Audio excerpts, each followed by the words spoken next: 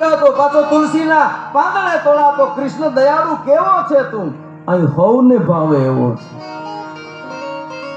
અરે નંદને પારસનો કટકો તો કંસને કાળજળે ખટકો.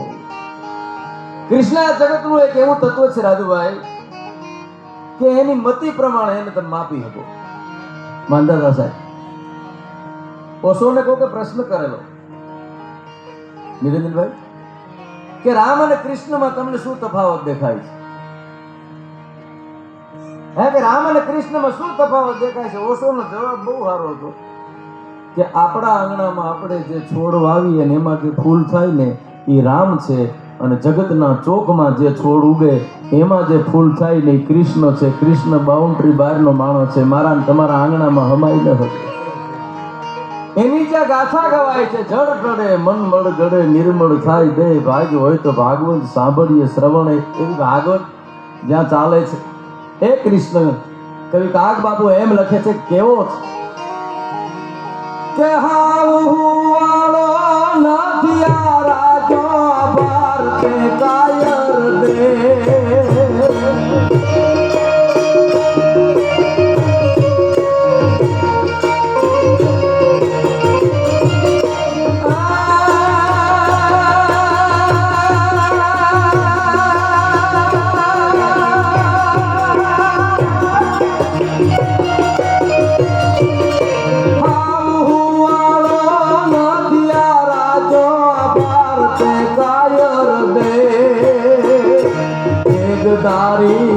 ત્રિશૂળધારી મારો ચક્રધારી વાસુદેવ ધીંગાણા ધૂપ લીધા છે, ગીતાજીના પાઠ કીધા છે.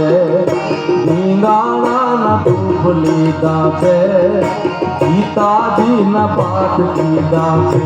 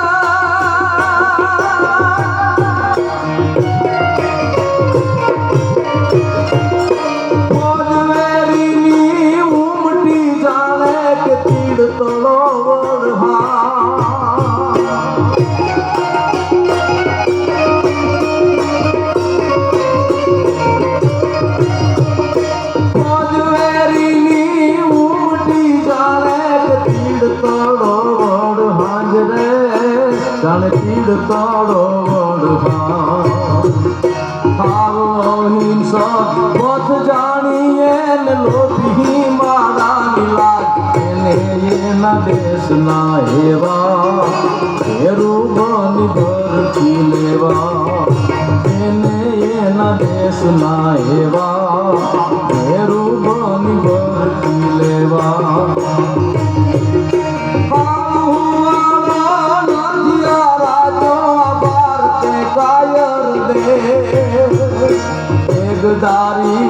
ત્રિશૂળધારી મારો ચક્રધારી વાસુદેવ ધીંગાણા ધૂપ લીધા છે, ગીતાજીના પાઠ કીધા છે.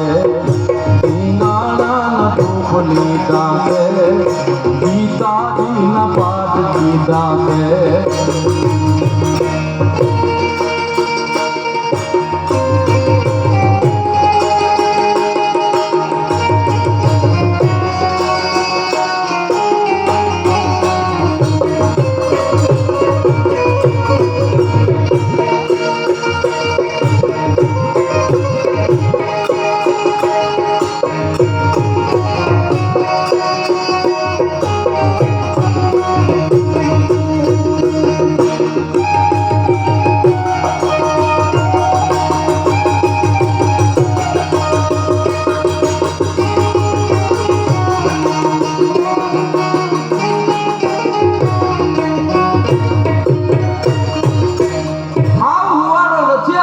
આ ભારતે કાયર દેવ તેગધારી ત્રિશૂળધારી અમારો ચક્રધારી વાસુદેવ.